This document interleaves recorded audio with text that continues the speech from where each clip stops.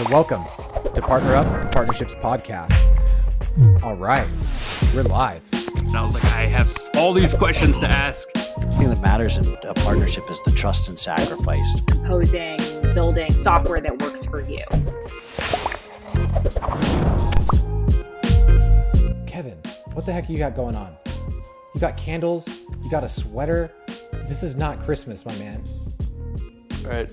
I'm in the Midwest and it's October, so I feel like candles and a sweater is appropriate. Well, maybe That's cool. Maybe Christmas did come early this year because we're joined by an amazing guest.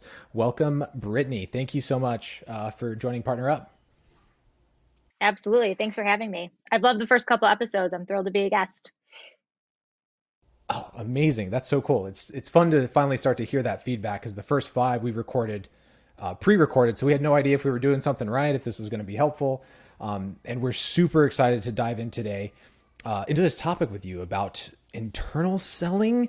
So it's like partnerships is not just about selling with partners. You got to do a lot internal as well. But before we dive in, friendly reminder that this episode is sponsored by Crossbeam. Crossbeam is a partner ecosystem platform that acts as a data escrow service that finds overlapping customers and prospects with your partners while keeping the rest of your data private and secure. So you can sign up for free at crossbeam.com. And I feel like in every episode they end up being talked about. So go listen to the episodes. You'll hear us talk about them even outside of the sponsorship.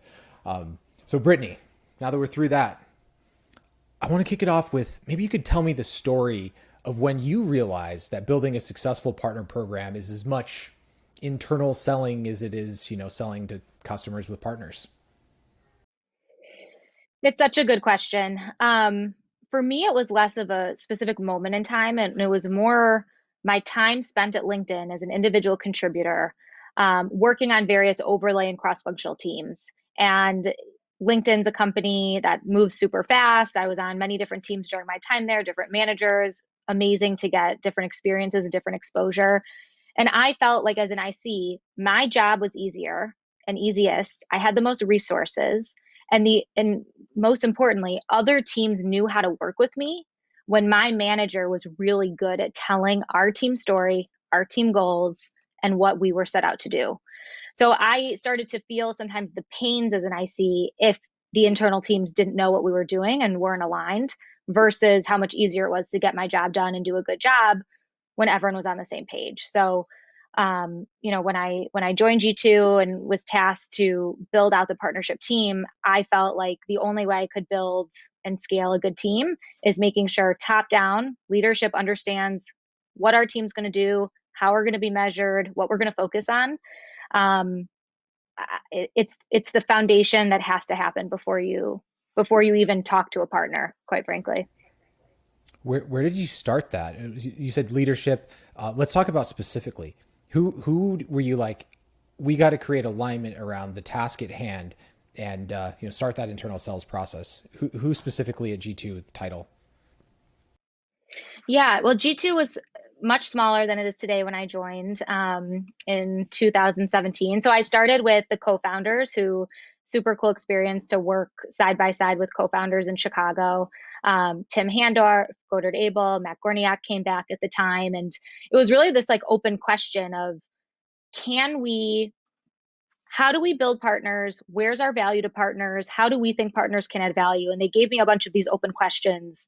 And they were like, why don't you go explore a bunch of things, figure it out.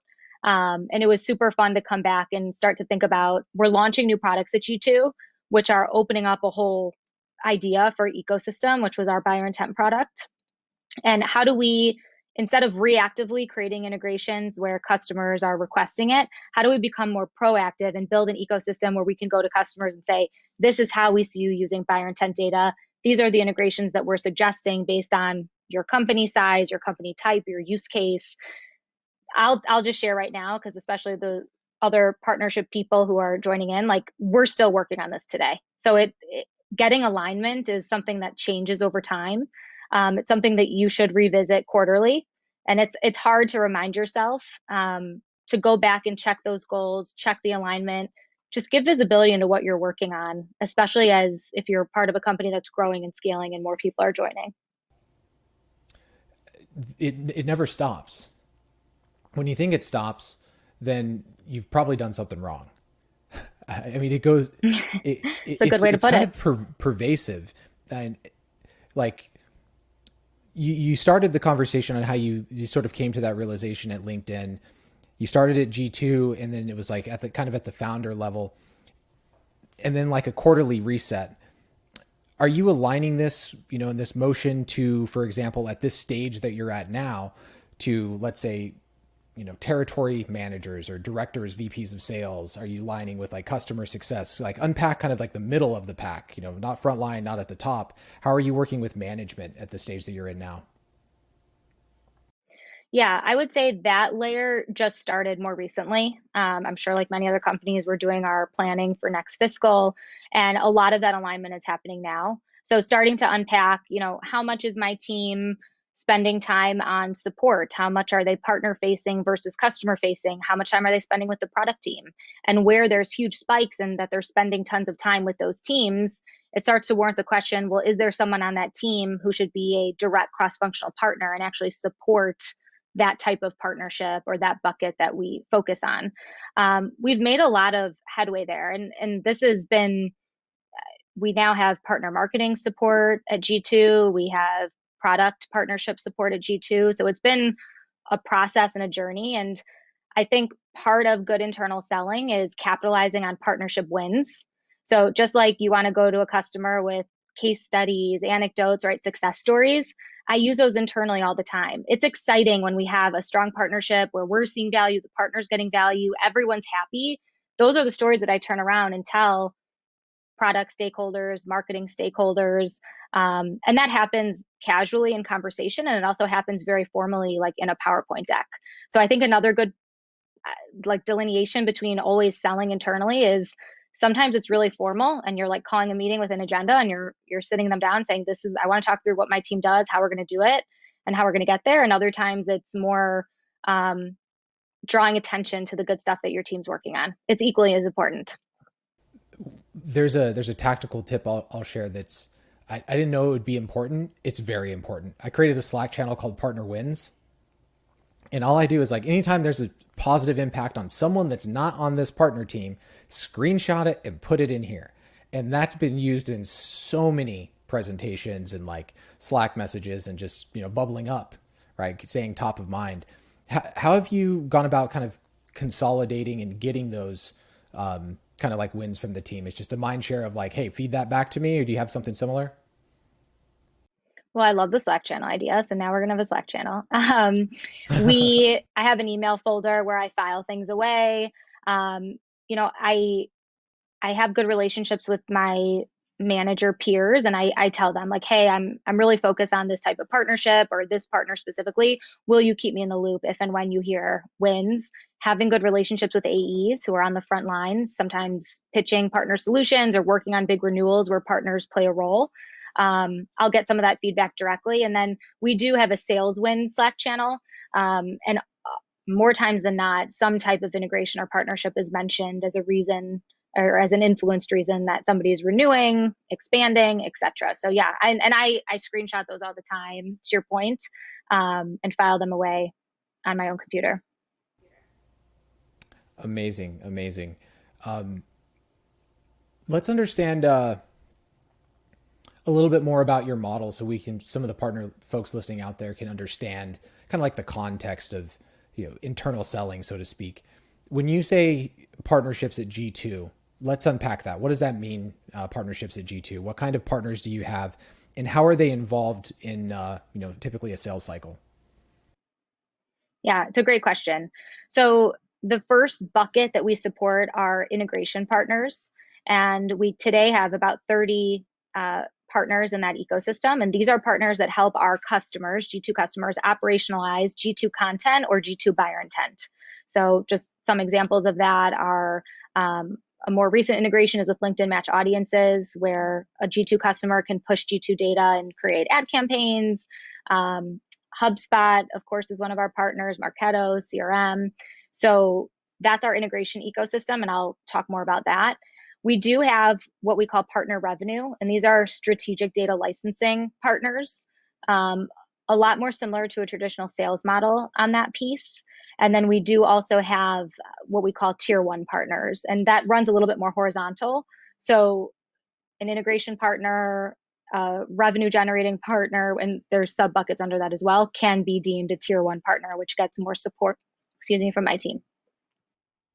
And then you also have you work with agency, and you have agency relationships. Talk a little bit about that. How do you work with agencies as well? That's our most nascent part. So that's, I'd say, is the most uncharted water we have today. I think figuring out the agency model is like V3 of the partner ecosystem at G2. Yeah. And I want to just call out something that was really good advice that a mentor gave to me. Selling internally, externally, threes and fives.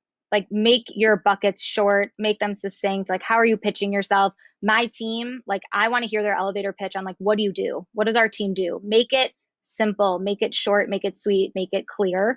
I hate, like, it scares me. I don't like it when somebody internally at G2 is like, gosh, like, what does your team do anymore? Like, you guys do so much. Like, well, of course we do so much, but it's boiled down to these three things. And this is what we do. This is what we focus on. This is always what we focus on. So having your elevator pitch and being clear about what you do, for honestly, that's well beyond partnerships. That's for anyone's role.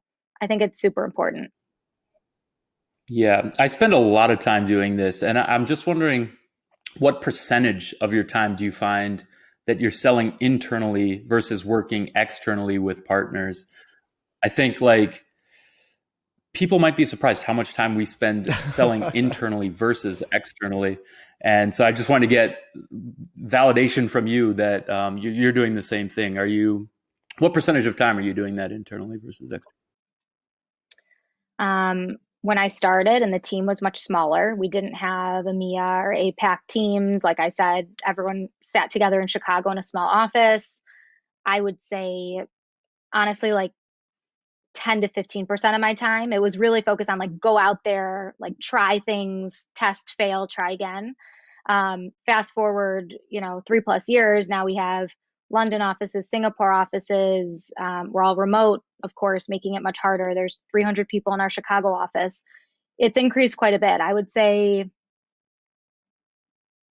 30 to 40% are internal meetings and internal alignment on, what initiative are you working on? And sometimes it's almost, if you will, like sourcing, right, for your team. Because if you're in an internal meeting and all of a sudden you hear CSM, and this actually just happened to me in my real life, our VP of CS, Andrew, is working on this big initiative around like helping customers increase speed, time to value. And there's 3 different ways that I think my team can help and plug in there. So it's also finding alignment isn't only just going to someone and being like, hi, here's my checklist of all the things I want to accomplish this quarter. It's actually going out and seeing like, where does my list of things align to other people's list of things? Or maybe someone else's list, I should be aligned with that list because that's a super interesting point. So sometimes you can almost say I'm like a BDR for my team, listening into other initiatives that my team should be involved in. So you've been at G2 Crowd for over 3 years. You started as a director. You're now a VP. Did your role change at all when you shifted? Were you finding yourself doing more internal selling as a VP than a director, or was there no change? I started at G2 as an individual contributor, and quickly Yeah. we reorged, redefined partnerships, and I was given the opportunity to build something out and really lead it. So when I was a one-woman show, I did a lot less internal selling. I was lucky in a lot of ways because I felt that I had the buy-in from my leadership team, which is, I'll touch on that point in a minute, but that's huge. I had the buy-in from my leadership team, like I said, to go test things, try things, figure it out. Then when I did internal selling, I ramped up internal selling to get headcount to help me. And then I felt like once I was responsible for other people's careers and I led a team, that's where I feel like it's a leader's true responsibility to be good at internal selling and know that it's part of your responsibilities. Because now there's people on my team whose career paths and, their longevity at the company depends on my ability to show our value and make sure that our team is producing what the business needs. So I would say it wasn't there, necessarily director to VP. It was IC to managing a team. What's interesting there is like there's always this consistent theme that is so difficult to apply in advance of, but it's always so clear in retrospective of that as the company's stage changes, right? And DC at Drift talks about this a lot, from like, a family to, a tribe to a village to a city to a, country, so to speak, right? These milestones of what your role is has to change as well. And the degree to which you have to spend time with your teammates to create leverage. Because whenever you're small and it's just you, there's no leverage, right? It's like, prove this thing or the program's dead, right? And then at this stage now, it's like, if I'm not driving, 10%, 20%, 30% of revenue in helping other people hit their numbers, it's going to be a lot harder, because typically BD teams, right, are, how large is your team now, Brittany? Including me, we're 5. Right. And then, but your impact is oversized. Like typically BD teams are driving a much larger impact on product adoption, right? Like people are buying things that are the result of partnerships. People are, sales reps are selling and getting to their number as a part of it. Whenever you activate agency or channel partnerships, right, they're directly contributing, to source pipeline and close dollars. Yep. So like the stage of the company really impacts the degree to which you need to like hone this muscle and get really good at like, internal selling. Maybe a take on this, because I love some of the tips and tricks that have been shared here, is what are some of the methods you've used to like get someone to go, oh, wow, okay, I need to take action on this. So there's the formal meetings, of course, but have there been any strategies, tactics, Sun Tzu, Art of War stuff where you've been like, this person was my enemy, so to speak, they were not on our team, and here's how I won them over? Yeah, it's all about just knowing your audience, and that's like that's a traditional sales point. But and this is something that I talk about with my team all the time. How you are explaining partnerships internally, how, to your point, you're asking someone to take action. It's all about what's their role, what do they do, and what do they care about. So if I'm talking to a sales team, it's not going deep into like a partner's product and the technical, if I'm talking about a connector, I'm going to leave out a lot of like the technical jargon, and like that's not what's going to get them super excited. What's going to get them super excited is the 3 beta customers saw all this value. It's going to increase, renewals. It added all this value to a renewal conversation. Like, lead with the value to who you're talking to. If I'm talking to leadership, for example, and someone who's maybe not deep into the day to day, I really try to distill what I'm working on or what I'm asking for into themes, right? And like, this is the theme that I'm seeing. This is my specific ask. And if I get what I'm asking for, here's my predicted outcome. So it's all about knowing your audience and all about making sure your narrative is relevant to that person. Whenever you're kind of training your team on this and they're interacting kind of like at the front line, are you leveraging anything like call recording or like a gong, a chorus, anything to kind of get some frontline insight to, let's say there was especially when everyone's remote, let's say you have one of your teammates, educating a CSM group or whatever. Have you gone through that process of like actually getting people better at getting more leverage out of these types of conversations? Yes, I think it's a great call out. We can certainly be doing more of it, but it's funny that you mentioned call recordings. A few months ago, I actually presented to sales managers about an upcoming integration, and I played a snippet of me telling a customer that this integration is coming and how excited she was about it. And that was, I guess another good point is like, if other people can help you tell your story, don't be the only one talking. It's like, I'm going to play this clip to tell you why I'm so excited about this upcoming integration. Like, don't listen to me, listen to the customer. So I love that. That's great. It goes back to like sharing those wins, going back to like, hey, here's what's working, whatever. There needs to be like, I guess basically like Cloud App, Gong, whatever your favorite screenshot tool is. Those really do need to be your best friend to have that social proof, because that's really going to be the thing that drives how you make an impact and an impression on on your internal teams? Because, I mean, standard marketing, every website's going to have the customer list right up front. There's going to be social proof. Here's the customers. Here's the people that have been successful. Here's how they've been successful. And you're just taking that one step further by bringing, the audio into it. I think that's a fantastic way to use call recordings. What about, coaching on the team? So you used it up the chain. What about for folks on your team? Have you done anything around, hey, here's how to best get alignment with your teammates, and kind of like translate what you've kind of learned in internal selling to the folks that are on your team directly? Yeah, I think yes. And I think part of being a leader, and I'm learning this in real time every day, you mentioned a lot of change in organizations, like any, hyper growth company, startup.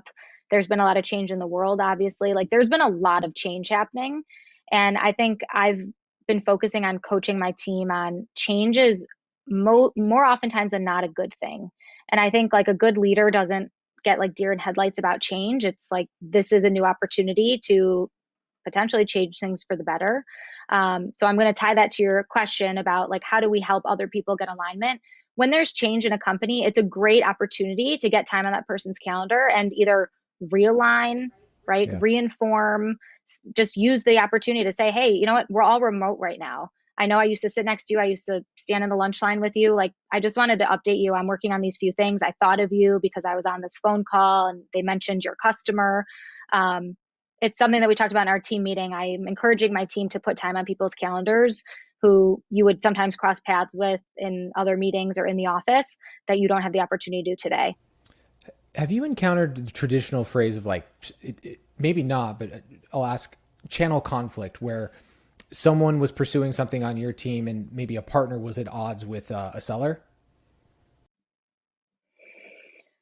It's an interesting question.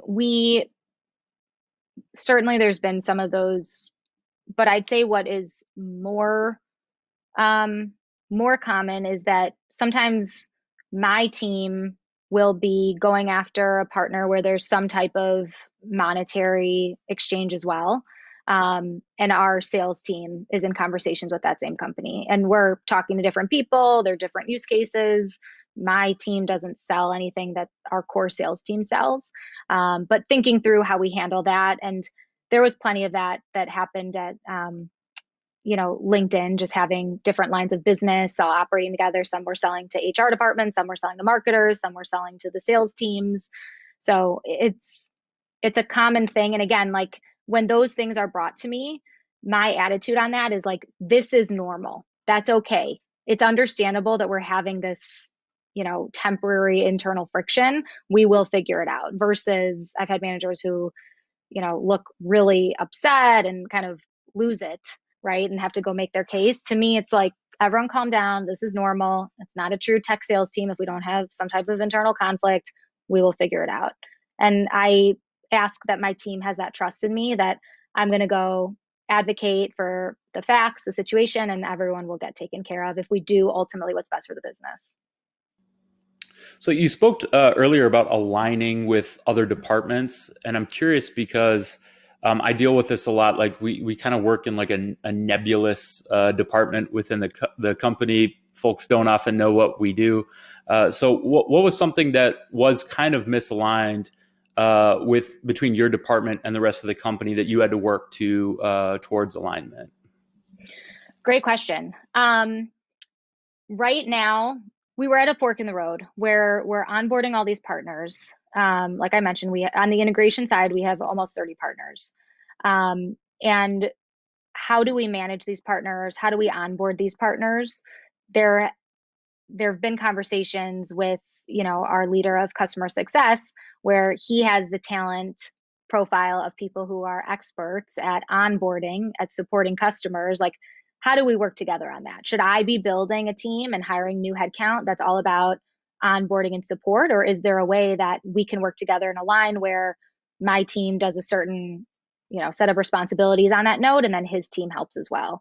I think part of a successful partnership team as it grows is staying true to partnerships, because if you start hiring for everything that you actually need, you will start to see that you're actually going to hire for your own little support team, your own little marketing team, your own little, right? Like instead of hiring a marketer, a person who would do marketing and report to me on partnerships, I'd rather just align with marketing and say, you know who to hire for marketing. You have good marketers, support partner marketing, right? And give me a dedicated resource who's going to do blog post announcements, social shares, help write the case studies for partner success. So don't build, I've learned this, like don't build your own little company inside of a company. Use the company and use the resources around you. And to me, that's alignment. What is your the ICP of G2 in terms of most of the go to market focus? Is it really spread across small business to enterprise, or is there a focus in there? If the pie chart like couldn't be prettier, it's a third, a third, a third with our customer base: small business, mid market, and enterprise. Okay. We're mainly, the core side of the business is typically selling to a marketing profile, and we've been expanding into the sales persona as well. Gotcha. Because I love what you said about like don't build a company inside of a company, because you kind of always are in BD.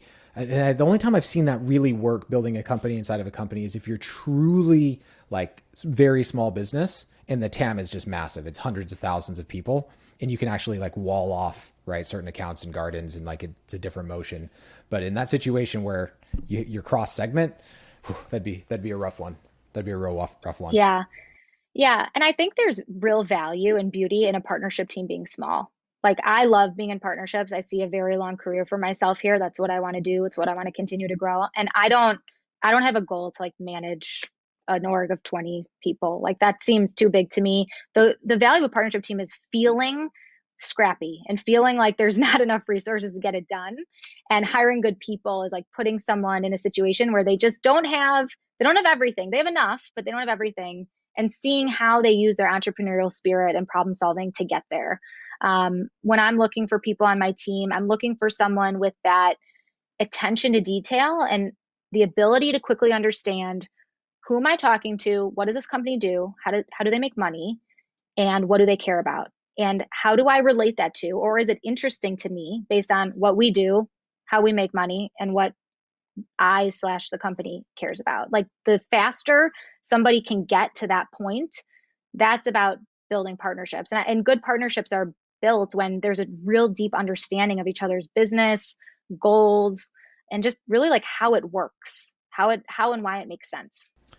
I'm going to go a little bit deeper into how some of your partnerships work, because I'm curious how you got this to come to be. So if I understand correctly, some of G2's offering, you sell an intent product, and that intent product can be sold directly to like a marketing organization, right, for giving them signals. Are you also packaging that and distributing it through other businesses in what we would call a partner motion? So not a reseller model.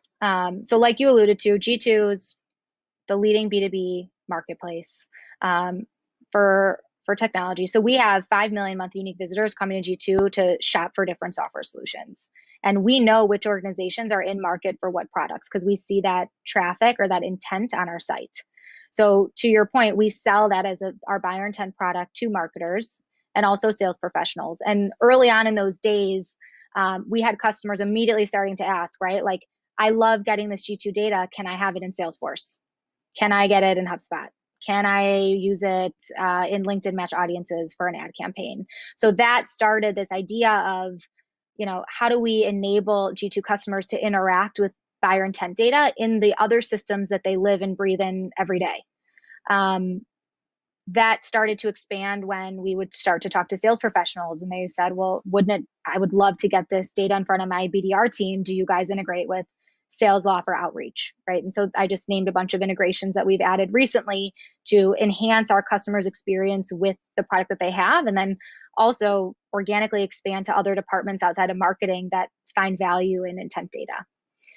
To this point, like I mentioned, we've been pretty, reactive is often seen as a negative word. We've been using market feedback to go after the right integrations. Like we've been hearing what our customers want. We're now going to start to take a more proactive approach and thinking like, how do we go after a category? How do we go after CRM, marketing automation, ABM, for example? So that's my goal for the team moving into the new year. How do you go where does it start to move from like the integration partner side of things into monetizing your partnerships, like indirectly versus directly, right? Indirectly is the integrations, which, better customer retention, faster sales cycle, all the stuff that we know. But where have you gone to, or have you gone into direct monetization of your partner ecosystem? We have, but it's going to be a very unique G2 use case. So it's not actually under that integration bucket yet. Um, we are syndicating G2 reviews and content to other marketplaces to help them drive engagement and conversion. So, for example, if you go to the AWS marketplace, G2 reviews power thousands of pages on AWS marketplace. We power 20,000 review pages on CDW's marketplace.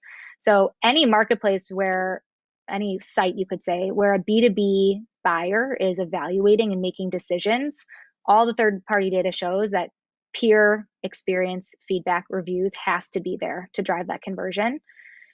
Turns out reviews is a really hard game. Like G2's been at it for a long time. It is not easy to actually build, like technically build the functionality to say write a review, easy. To get people to spend the time to write the content, to then moderate that content on the back end and make sure people are writing appropriate things, leaving, good, I don't say good reviews like positive reviews, but like good feedback, informative feedback. That's really hard. So, years ago, and this was actually far before I joined G2, we were getting inbound questions from some of those large marketplace players saying, hey, G2, we have a write a review button on my site. No one's touched it in a very long time. Can I take the great content that you have and just syndicate it to my marketplace? So when I joined, I helped ramp that into a whole bucket of what my team supports today. That was We had the to rebuild Sumo. APIs. That was the Sumo. That was the That's big one that put Brittany on the map at G2. That's Yeah. I mean, that's a That's how huge, Brittany huge. and I met. Actually, was we were very interested in this product at HubSpot. We were very interested in leveraging G2 crowd reviews to power our app ecosystem and reviews of the integrations in Is our that ecosystem. is that something that we have a bunch of partner leaders listening to this? Is that something that they can come to G2 today and go, hey, my partner directory sucks. My integration directory sucks. No one's using it. And my team, my CSMs, they don't know who to direct people to because everyone's listed the same. They're all 0-star reviews. Can they come to G2 today and use this product and buy this product? Yep. And you nailed like the two out of the three value props is one, your marketplace is a lame destination right now. So let's get content and engagement and information on those pages. Two, your sales team and your support and success teams can start to use that information to make data-driven recommendations to your customers. And thirdly, the partners love it because guess what? Who wants to manage like 20 different directory listings? If they already have reviews on G2, it takes all that effort off the partner. We want to be the one-stop shop that collects, aggregates, syndicates B2B customer feedback. That's our North Star. Does your direct team sell this product or does the partner team sell this product? I am the partner team and we sell that product. Ah, interesting. So this is actually separate from like if an inbound lead came in, it's not going to be routed to, an account executive. Correct. It goes to my team. And that's because it's more than just, the monetary exchange covers all the API enhancements and all the support that goes into the actual product that we're selling. There's a ton of value that both the partner and us get from it. So for example, G2 does not white label any of our data. Right. So if you go to AWS or CDW, you see that those reviews are powered by G2. And that helps the partner because people in the industry are not questioning this content. G2 has that trust process and that trust factor. And then for us, it's getting our brand out there and driving our credibility in the market. So there's so much more value beyond just money that we see within those partnerships. Okay, so I have to say this because I feel like everyone should do this. I haven't done it yet at Drift. So Nick, Sal, whenever you hear this, this is what we need to do next. He's just joining at Drift next week. Nick, what I want to do is I want to get this. And every single time that a partner does an implementation of Drift, I want to send them, I want to send the customer an NPS or like a partner NPS. And if it's less than an 8, I want to reach out to them and see how that partner could have done better, how we make them better. But if it's more than an 8, I want to send them to G2 to leave a review of that partner and set up this workflow to where it's all automated. Because I think that flywheel of like increasing partner visibility, like that, it kind of goes full circle to internal selling. Like if you can point your sales team or your, you know, customer success team to an ecosystem of how customers have interacted and the reviews that they're leaving, wow. I mean, what more social proof could you want than that? Totally. I'm not selling G2 Absolutely. for you, but I love this product so much. It's awesome. I want it now. Yeah. Absolutely. Yeah. No, reviews are obviously G2 set out to help that, you know, immediate purchase, but we're seeing reviews play such a role in partner ecosystems, and only implementing to solutions that have high reviews, or when you're evaluating like a core solution to go to, look at their integrations and how they rank. So, you know, it's interesting because the integration side of what my team manages is so linked. Like I'm almost selling to my persona on the other side of the house, if that Right. makes sense. Like we have an integration hub at G2 where we list all of our partners. How do we drive engagement on the hub? How do we drive, you know, ultimately it's going to be a conversion on that hub. So it's been a really cool journey. So, ironically, to today's topic, Brittany's been doing a great job of selling externally today. I'm wondering if do you have the capability to review the integration Yeah, that and was not actually just my question. the software? Is that something that G2 can do? Is that productized at all? We have. It is live. We have that ability. It depends on the marketplace and what type of content they're after. So we do have what we call an integration review. But interestingly enough, most marketplaces have really just syndicated the core product review. It'd have to be a big, you know, a good size ecosystem, like where the top ones, it's like you're actually reviewing specific functionality that was built like for the platform almost, right? Versus their core suite, right? Because Yeah. And we're seeing great. Yeah. And I was going to say, we're seeing great success with partner marketplaces who integrate the idea of reviews as part of their onboarding process. So you become a new partner, right, of the platform, you update your listing, and you go ahead and you reach out to, you know, 15 different customers to generate that review. So really just making it part of the motion is the key to that sustainable review flywheel. Because that expertise, like in the beginning, it's not going to matter. But, you know, for example, let's say we start bringing on the big SIs. I know there's, I forgot. There's another competitor that's had tried to do some of the consulting companies and like reviews of consulting companies. Are you seeing the consulting companies come over to G2 now as well? Like the SIs, like They are, Accenture and stuff like that? Yeah, sure. And they have pages on G2. I would say G2's business focus has been pretty exclusively on software, but certainly we're seeing services come into the mix because that's the next question, right? That's the next part of the funnel. You're looking for a piece of software, you find it, and now it's like, who's going to help me implement it? Who's going to help me manage it? So definitely. That's definitely the next direction that we want to go, is be able to point out like who are really the experts based on reviews. For, you know, implementing Marketo is going to be very different than setting up CRM, Salesforce, for example, or building something custom. Totally. Or maybe they do fantastic advertising work, but they have no idea how to do demand generation. So those like expertises and capabilities, I feel like I'm going through like a demo now. I'm like qualifying myself in. Can you do tags on partners and filter by tags to only display certain people? Yeah.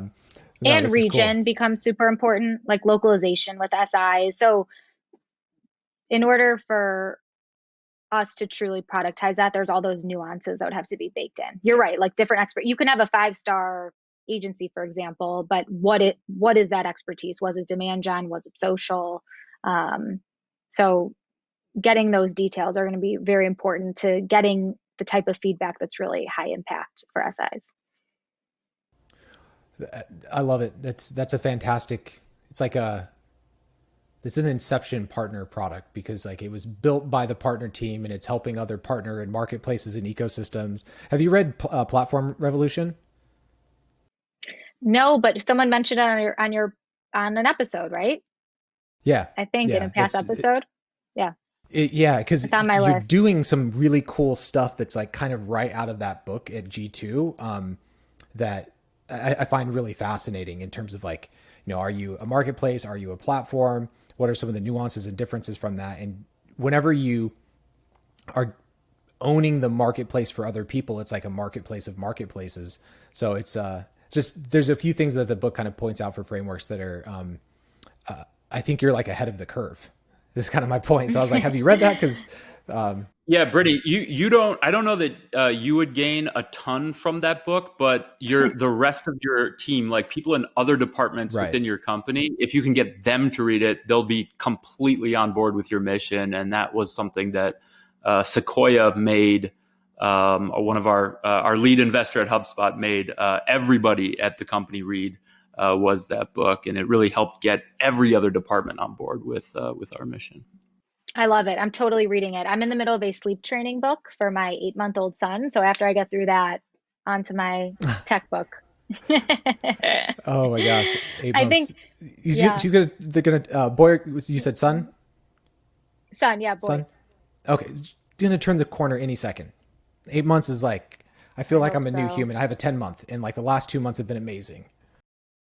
Okay, I'm gonna hold you to You're that. gonna get there. What's the schedule like right now? Is it still middle of the night? Wake up.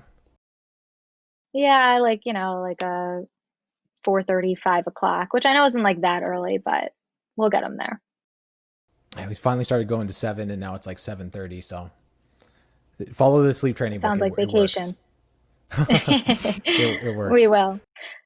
Um, Yeah, I think for anyone else listening, first of all, I'd love to connect with anyone if you want to continue the conversation on LinkedIn, over email. But to me, clearly outlining what you're trying to do, even if it doesn't work, and even if it changes in 3 months, just having a framework that, and I'm super visual. So I actually, some people are super anti slides. Like I'm all for slides because I'm a visual learner and I like to see it. I like to see 3, 5 buckets and the definition, what they are and how they are related. Outline it for the org, but I've also always noticed that when I outline it for other people, it also grounds me. It helps me.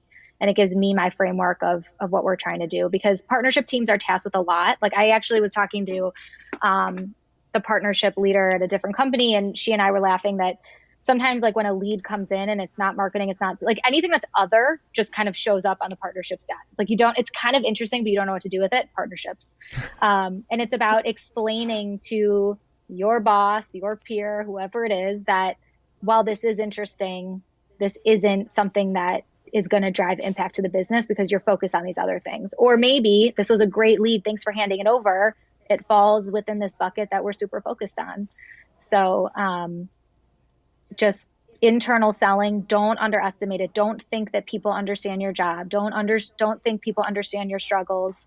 Outline it for them, distill it for them, talk about themes, relate it to your audience. If you're talking to a leader, don't go too in detail. If you're talking to a peer, like get into a little bit of the details. Like if they're also feeling some of that same pain, communicate it and play to that to make sure that you get what you want. And then also just, I ask for a lot of alignment and I ask for a lot of things from a lot of teams. I'm sure some G2ers are laughing at that comment.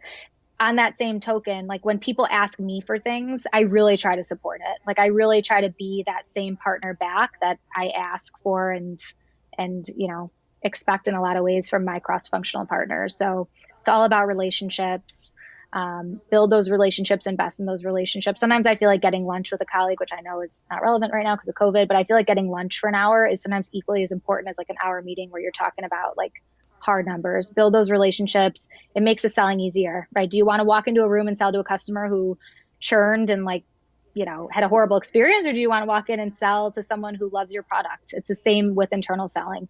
Selling to friends and allies is way, way easier. So invest in those relationships, make it simple, know your audience, and always be selling, internal or externally. I think you just had pointed out Exceptional advice. It's really you good. just pointed out like the best possible silver lining to the episode. It's like helping is the new selling too, right? So help your colleagues. That's what we do in partnerships, right? keep on helping. Show up to those demos, show up to those customer calls, carry the water, get dirty, and that's going to help build relationships and rapport. And then at the end of the day, the selling skills that you develop makes you a better, partner practitioner or a partner leader. So instead of carrying that burden as if, oh, it's 10%, 25, 40% of my time, it's actually making you better at your job. That feedback loop is essential. And I cannot think of a better way to end. Brittany, this has been amazing. Before we go, friendly reminder, this episode is sponsored by Crossbeam. Crossbeam is a partner ecosystem platform that acts as a data escrow service that finds overlapping customers with your prospects while keeping the rest of your data private and secure. So you can sign up for free at crossbeam.com. Brittany, this was a blast. You're just dropping bombs left and right. This was awesome. Thank you for having me. You guys are awesome. And thanks for hanging out with us, Brittany. We have to say too, great. I feel like this turned into a G2. I think they have a little section, like a little sponsored by G2. This wasn't sponsored by G2. I just am genuinely geeked out by that product. And I know you are too, Kevin. I'm just always selling. I'm kidding. All right, everyone. I'm kidding. Kevin, you didn't tell me that I could have had wine though. Yeah, you can always have wine on this podcast. Oh yeah, we don't make a thing of it. But we typically have a glass of wine. So. I love it. Cool, guys. Thanks for having me. All right. Take care, everyone. Like, subscribe, leave us the ratings. Peace. Bye-bye.